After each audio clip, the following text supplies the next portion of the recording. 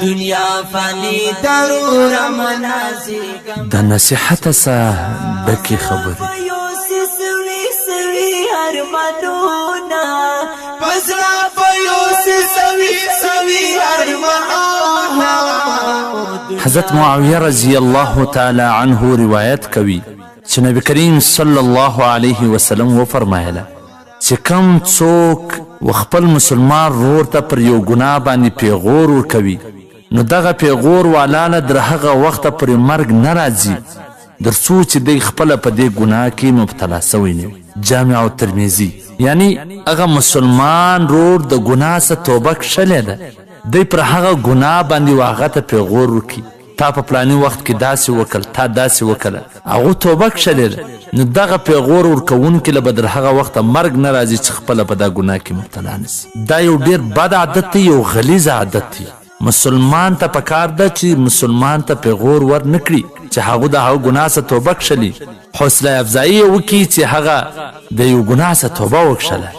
ځکه د ګناه څخه په توبه کښلو سره الله جل جلاله خوشحاله کیږي الله ورسره محبت کوي. ان الله يحب التوابین الله جل جلاله په خپله فرمایي چې بېشکه الله د توبې ایستلو والا سره محبت کوي نو هغه توبه ایستلې ده الله ورسره محبت کوي نو پکار دا ده چې ستا رب ورسره محبت کوي ته هم ورسره محبت وکړه نه دا چې پیغور او طعنه ورکړه ځکه الله ورسره محبت کوي ته پیغور ورکوې نو الله د دغه سزا به تا ته درکوي چې د یو چا سره الله محبت کوي او ته پیغور بس نور پسا ملا روان شان ډیر باغی شوی بس نور پسا ملا روان شان. یو بل ځای حضرت واصله رضی الله تعالی عنہ روایت کوي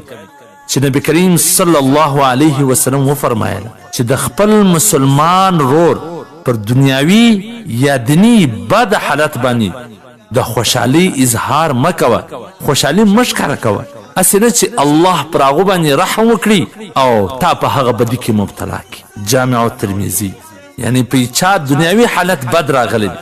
په دې مه خوشحاله کېږي چې دا پلاني داسې کور خراب شو ته په خوشحاله اوس خو غم دا دی پر یو کور به ماتم وي بل به خوشحاله نو اسې نه چې الله پر ده باندې رحم وکړي تا په مصیبت کې ګرفتار او دغه رنګه د یو چا دیني حالت خراب دی پر هغه مه خوشحاله کېږه اسې نه چې الله بیا تا داسې کړي کار دا ده چې سړی به پریشان سي د مسلمان دیني حالت بد وي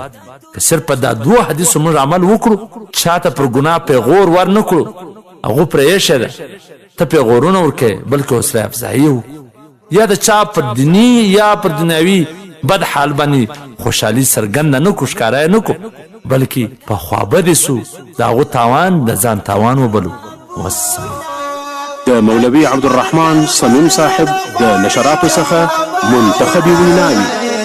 دنیا فانی ضرور منازګا منازګا دنیا فانی ضرور منازګا منازګا یا بزړه پيو سوي سوي ارمانونه او مې بزړه پيو سوي سوي ارمانونه دنیا فانی ضرور منازګا منازګا دنیا فانی ضرور منازګا منازګا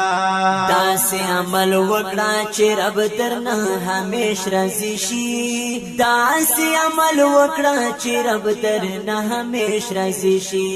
داسې عمل وکړه چې رب درنه همیش راضي شي داسې عمل وکړه چې رب درنه همیش راضي شي یاد درته ملاو پشي د ژوند خوږ خوندونه